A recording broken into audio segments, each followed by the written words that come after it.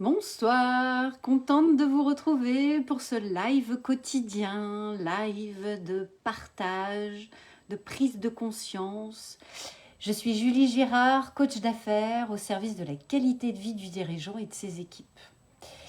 Et donc ce soir, j'ai envie de vous parler de l'amour inconditionnel dans le business.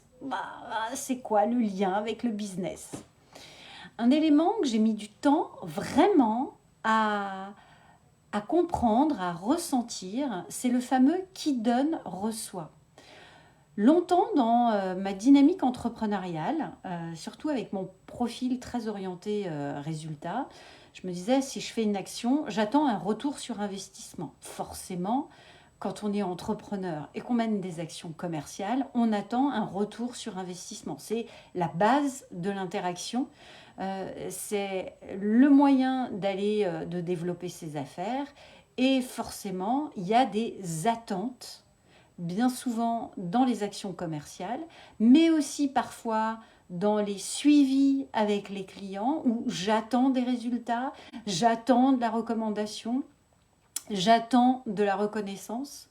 Et en fait, ce dont je me suis rendu compte et que je peux retrouver aussi chez mes clients, c'est que au plus il y a d'attente, au plus il y a de frustration. Au plus il y a d'attente, au plus il y a de frustration. Et ça, finalement, ce principe-là, ce principe d'avoir des attentes, c'est un principe que je peux retrouver aussi bien dans la dimension business que dans la dimension personnelle. C'est pas évident d'être sincèrement, vraiment dans alors je vais dire cet amour inconditionnel, dans je n'ai pas d'attente. Et encore plus quand on est dans une relation commerciale. C'est-à-dire que c'est quand je fais des actions commerciales, est-ce que j'ai une volonté absolue de closer, entre guillemets, le prospect que j'ai en face de moi, ou est-ce qu'au contraire, ma volonté première est comment je peux contribuer auprès de cette personne, comment je peux l'aider sincèrement en toute transparence, en toute authenticité dans son besoin. Et parfois, moi, ça m'est arrivé à plusieurs reprises de dire je ne suis pas la bonne personne pour ce dont vous avez besoin aujourd'hui. Je ne suis pas la personne qui va être la plus adaptée pour vous accompagner par rapport à vos besoins. Et c'est là aussi où c'est hyper intéressant, en tous les cas de mon point de vue, d'avoir des partenaires d'affaires vers qui rerouter cette personne-là, tout simplement parce que contribuer et être dans cette démarche commerciale, c'est avant tout servir des personnes qui ont un véritable besoin. Soit c'est moi qui vais pouvoir accompagner dans ce besoin-là, soit c'est quelqu'un d'autre et dans ce cas-là, je vais pouvoir le rerouter. Et ça, je trouve ça vraiment intéressant quand j'accompagne des entrepreneurs ou des dirigeants qui sont dans une difficulté commerciale, qui n'arrivent pas à capter de nouveaux clients ou qui ont des difficultés dans la transformation de leur dossier, c'est-à-dire qu'ils génèrent beaucoup de contacts, ils génèrent beaucoup de devis, mais il n'y a pas de signature derrière. Et là, on est dans un point qui est essentiel dans la vie de l'entreprise. Et c'est là où c'est pas évident de trouver justement la bonne posture. Parce que au plus, je vais rentrer dans une relation commerciale où je vais vouloir absolument générer du chiffre, où je vais donner le pouvoir et la responsabilité à mes prospects de payer mes charges, au moins ça va fonctionner. Au plus, je vais être dans une relation de contribution, ce que je vais appeler dans une relation d'amour inconditionnel, c'est-à-dire que je vais être vraiment dans cette volonté de contribuer, d'impacter la personne qui est en face de moi. Et tant mieux si on peut avancer ensemble parce que ce que je propose, ça matche complètement avec ce dont elle a besoin. Mais c'est pas grave non plus si ce dont elle a besoin, c'est pas moi qui vais pouvoir lui offrir. En tous les cas, comment je vais pouvoir l'impacter de la manière la plus positive possible pour que cette personne puisse avancer sur son chemin. Un élément que je trouve intéressant, c'est de regarder comment ça se passe dans la sphère privée. Bien sûr, enfant, peut-être que je suis la seule à avoir grandi comme ça, mais il me semble que c'est ce que je peux retrouver de manière transversale. Parce que c'est difficile aussi quand on est parent. Moi qui suis parent, je suis aussi passée par là, de ne pas mettre de conditions à l'amour que l'on peut avoir avec ses enfants. Moi, je me souviens d'avoir entendu des injonctions. Fais ça pour faire plaisir à maman.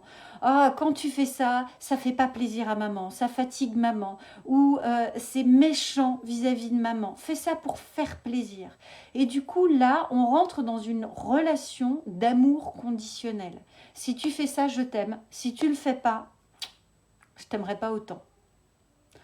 Or, le véritable amour, il est sans condition.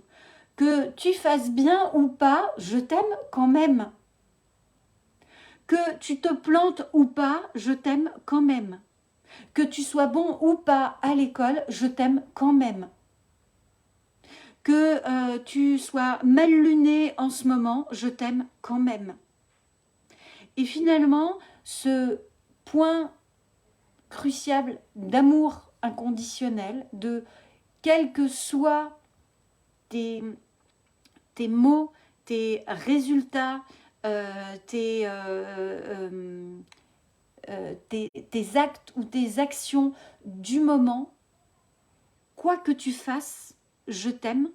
Je trouve qu'on le retrouve aussi beaucoup dans la relation commerciale et dans le business, qui est je suis avant tout là pour contribuer, pour apporter à mon client, mais je ne suis pas là pour être dans cet amour conditionnel. Si tu signes avec moi, je vais t'aimer.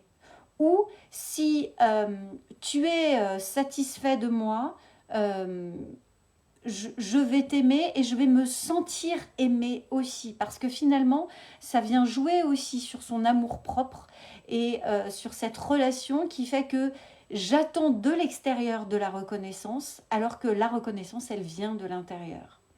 Et ça, je trouve ça super intéressant parce que dans la relation commerciale, ça apporte aussi une relation qui est beaucoup plus légère, qui est beaucoup plus fluide et qui, bien souvent, est beaucoup plus riche de surprises et de manières d'avancer. Moi-même, j'ai pu le revivre encore ces derniers mois et je sais que maintenant, c'est un élément de vigilance que j'ai quand je fais appel à des coachs ou à des mentors dans le développement de mon business. Et par exemple, sur le dernier investissement que j'ai fait, j'ai mis du temps à réfléchir à mon investissement parce que je me suis rendu compte que j'avais des attentes vis-à-vis du mentor. Et je me disais, si j'investis sur une somme qui n'est pas négligeable, là je parle par exemple d'un investissement de 20 000 euros, si j'investis 20 000 euros en dynamique entrepreneuriale, j'attends des résultats. Et là je me suis dit, oups, c'est pas bon. Ne fais pas cet investissement parce que tu mets pas l'énergie au bon endroit. Non seulement tu mets la responsabilité sur le mentor et c'est pas le mentor qui va t'amener tes résultats, c'est d'abord toi, 100% responsable de tes résultats. Et en plus de ça, tu es en train de te foutre une pression d'enfer dans si tu investis, tu dois obtenir des résultats. Et en fait, j'ai vraiment pris le temps, avant d'investir, de nettoyer ces attentes-là et de me dire, comme on fait dans un investissement financier, il y a des fois, quand on investit dans l'état d'esprit de l'investisseur, c'est j'investis une somme que finalement, je suis prêt à perdre parce que je n'y mets pas d'enjeu. Et quand je n'y mets pas d'enjeu, il n'y a pas la tension et la contraction avec cette attente. Et finalement, c'est là où les résultats arrivent beaucoup plus rapidement. Le lâcher-prise est plus rapidement en place et du coup, les informations que je vais recevoir, la manière dont je vais m'investir dans l'accompagnement, ça va être dans une dimension beaucoup plus ouverte et finalement, je vais être beaucoup plus réceptive rapidement aux informations que je vais percevoir. Et c'est exactement ce qui s'est passé. C'est-à-dire que en prenant le temps de nettoyer, de me libérer de toute attente, en me disant je rentre dans un accompagnement et je n'attends pas exactement ça, ça, ça et ça comme résultat, et ben, j'ai été agréablement surprise justement de ma capacité à transformer les choses, à mettre en place des actions business de manière hyper fluide et hyper alignée avec ce qui était bon et juste pour moi.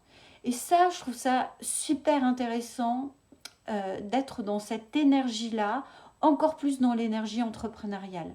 Dans la sphère personnelle, ô combien c'est un magnifique cadeau, que ce soit dans la relation de couple, dans la relation avec les enfants, mais encore plus dans la sphère entrepreneuriale et la sphère business, parce que ça crée, je trouve, une magie avec, avec les clients, avec les partenaires, avec les collaborateurs, qui est hyper puissante.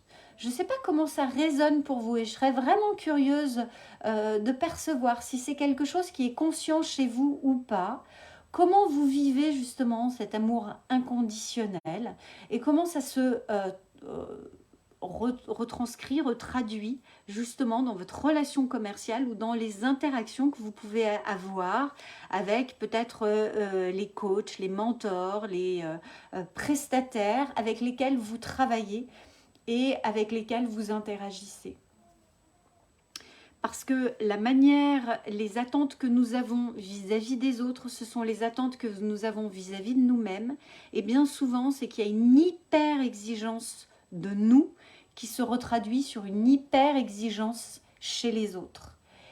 Et une fois de plus, l'idée, c'est de reprendre sa pleine responsabilité, mais aussi cet amour inconditionnel vis-à-vis de soi et de se dire que parfois, on a besoin d'un peu plus de temps pour trouver la bonne stratégie, le bon angle, la bonne accroche, le bon positionnement et que c'est OK si ça ne vient pas tout de suite. Il n'y a pas d'enjeu décisif.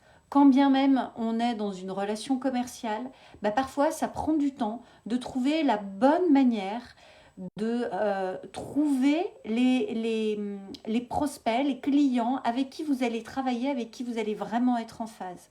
Et donc, même s'il y a un enjeu financier, puisque on parle bien d'entreprise et d'activités commerciales rentables, il y a des fois, ça vaut vraiment le coup de prendre le temps de s'aligner dans sa stratégie commerciale pour se libérer d'une tension et libérer du coup la personne avec qui nous allons travailler en face pour être vraiment dans une relation de confiance, de parité, d'équilibre qui va bien souvent générer des résultats au-delà des attentes.